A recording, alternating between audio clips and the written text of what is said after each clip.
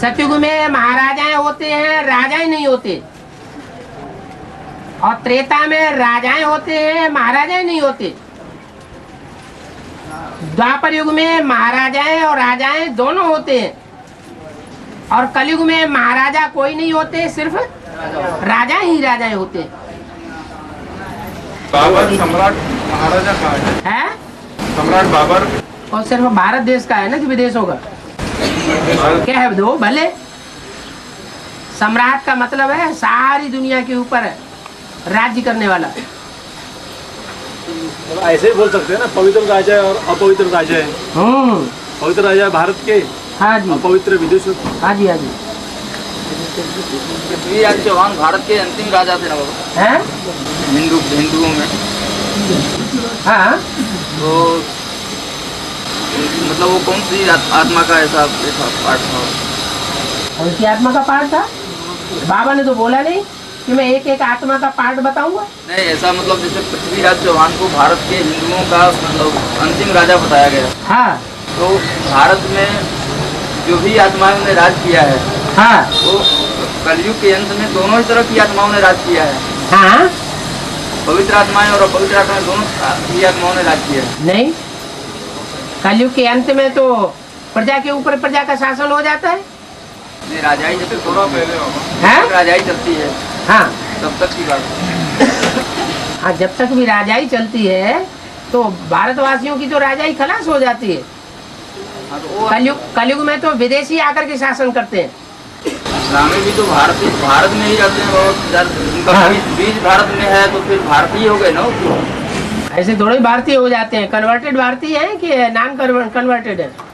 अभी बहुत सारे हिंदुओं को कौन सा मुस्लिम राजा था, उसने जो है मार के सबको मुसलमान बना दिया। अच्छा, तो जो अभी कन्वर्ट हो गए वो तो सारे हिंदू से ही मुसलमान बने हैं ना, कन्वर्टेड। हाँ, तो कन्वर्टेड हुए ना, उनकी जाति बदल गई ना।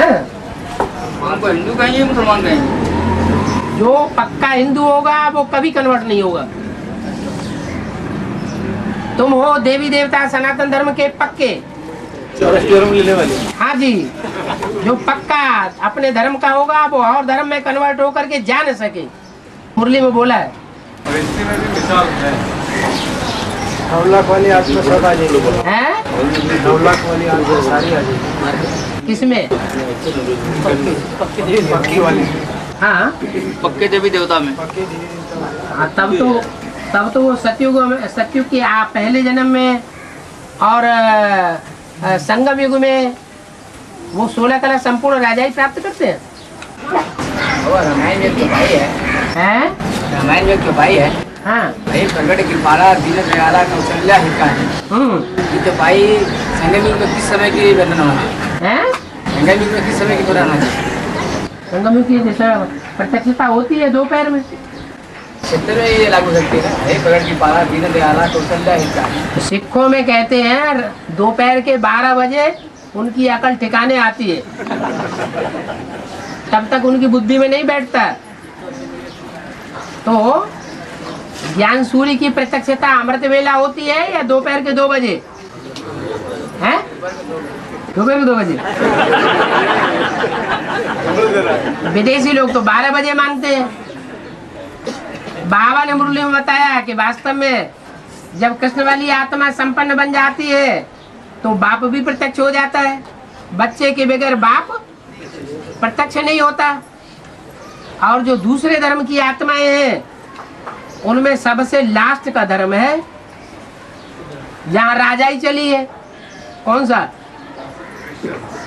नहीं, सबसे लास्ट का धर्म कौन सा है जिसमें राजाई चली है? और समझ में राजाई होती है? सिख धर्म। सिख धर्म तो लास्ट में ही समझेंगे या सवेरे ही समझेंगे? जब खूब सूरज ऊपर चढ़ जाता है, बहुत तपत हो जाती है, तो बुद्धि खुल जाती है। हाँ, इस्लाम वाली सबसे हाँ, ज्यादा राजा इसको सबसे जास्ती राजा क्यों मिली राजाई? इसलिए मिली कि उनका बुद्धि का ठिकाना एक जगह रखा हुआ है। काबा। काबा में।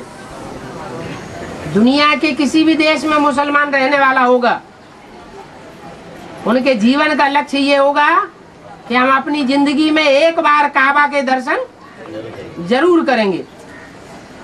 सारा जीवन उनका बुद्धियोग एक जगह रखा रहता है।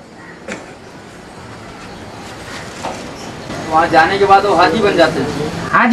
हाजी बन जाते हैं, हाजी नहीं। और